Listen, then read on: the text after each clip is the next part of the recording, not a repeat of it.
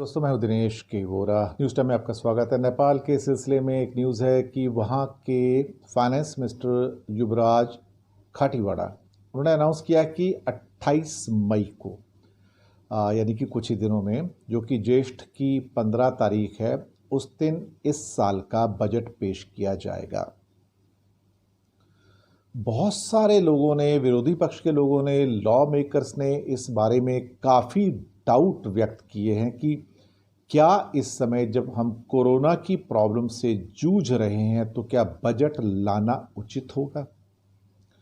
जो main opposition party है नेपाली कांग्रेस, उनका कहना है कि फुल फ्लैज जो बजट है अभी ना लाया जाए, हालात को देख लिया जाए और फिर थोड़ा सा डिले करके इसको, क्योंकि 15 जुलाई के आसपास से बजट जो होता है लागू किया जाता है, तो कहीं ना कहीं उस दौरान में इसको अगर लाएं और उससे पहले थोड़ा सा एक टेम्पररी बजट हो जाए या एडहॉक बजट हो जाए तो ज़्यादा अच्छा होगा।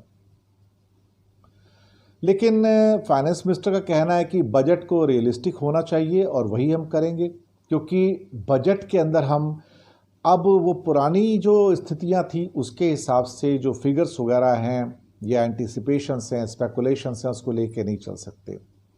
जो आज के हालात हैं, जो सर्कमस्टांसेस हैं, जो चैलेंजेस हैं, जो चुनौतियां हैं, उसको इनकॉर्पोरेट करके हमको देखना पड़ेगा।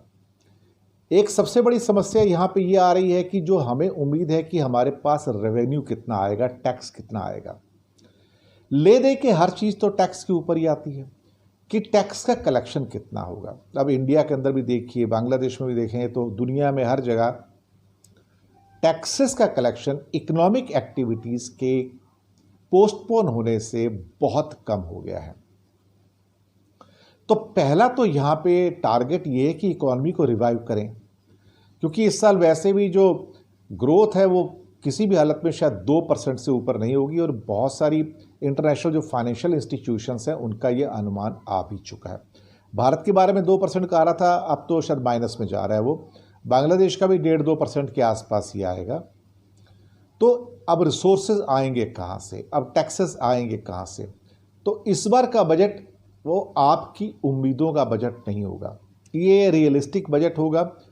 या देखा जाएगा कि टैक्सेस आएंगे कितने, तो खर्चों में कटौती करनी पड़ेगी। तो ये बजट आपको इवन जो पिछले साल का बजट है उससे शायद छोटा मिलेगा। छोटा होने का कारण फिर वही, चाहे वो टूरिज्म हो, चाहे वो लिकर हो, चाहे वो मीडिया हो, चाहे वो एक्साइज ड्यूटीज़ हो, गुड्स के ऊपर ड्यूटीज़ हो, सर्विसेज टैक्स के जो ऊपर जो टैक्सेस हैं वो हो, इनकम टैक्स हो या कॉर्पोरेट टैक्स हो जो कंपनीज के ऊपर लगते हैं, तो वो कितने आएंगे, कुछ भी कहना बहुत मुश्किल है। तो ये एक तरह से एक एडहॉक बजट भी होगा तो फाइनल बजट, लेकिन एडहॉक बजट होगा। लेकिन शायद यहाँ पर टैक्सेस का अनुमान अभी से लगा पाना शायद इतना ठीक नहीं होगा। तो हालात जैसे जैसे निकल कर आएंगे, जैसे जैसे टैक्सेस आएंगे, चीज़ों को फिर उसी ओर से मोल्ड करके फिर उसके एक्सपेंसेस किए जाएंगे। और नेपाल इस बात की उम्मीद कर रहा है कि कुछ फाइनेंशियल इंस्टीट्यूशंस और कुछ कंट्रीज़ उनको बजट की जो है उसमें सपोर्ट करें, तो कुछ एड मिल जाए वहाँ से, तो कम से कम कुछ अच्छा किया जा सकता है। तो ये था एक लेटेस्ट जो आज की खबर थी हिमालयन टाइम्स से, जो कि नेपाल का इंग्लिश न्यूज़पेपर है, तो उनके सौजन्य से है ये।